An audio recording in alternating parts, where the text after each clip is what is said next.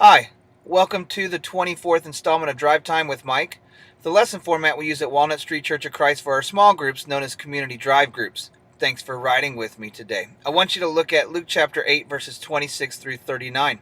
Luke chapter 8 verses 26 through 39. Now in this passage of scripture, Jesus is going to heal a man. He's going to exorcise a very powerful demonic presence.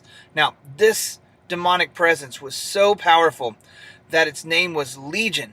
Now, we don't know exactly how many demons were actually possessing this man. I mean, we don't know how many demons a person can withstand before that presence overtakes them and kills them. But we do know this demonic force, this group of demons, was so powerful. And yet, when they come into the presence of Jesus Christ, they beg him for mercy. Beg him for mercy. Now that's great news. That's great news. Last week we saw that Jesus can overcome any storm that you might have in your life. Jesus is more powerful than any storm.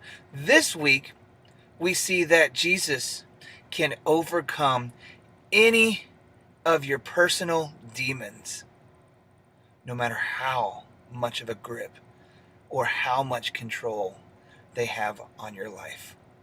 That's great news.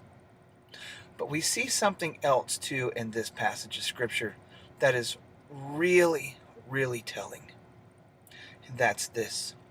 When you cross-reference this passage of scripture with Mark chapter 5, verses 1 through 20, you discover that though Luke says that the people in the area were afraid after what Jesus did, Mark chapter 5 reveals that what they were afraid of was the cost of being healed by Jesus. Romans 6:23 tells us that salvation is free. But let's face it, if you want to be healed by Jesus here in this life, there's a cost. There's something you must give up. There's a mindset that you must change. There's a reaction that you must learn to control. There's a pleasure that you must give up because it's destructive. So the question that I have for you today is this: will you pay the cost?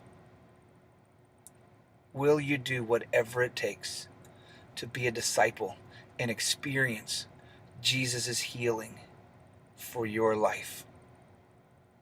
I promise you it's worth it. I promise you it's worth it. But you must count the costs. Be blessed.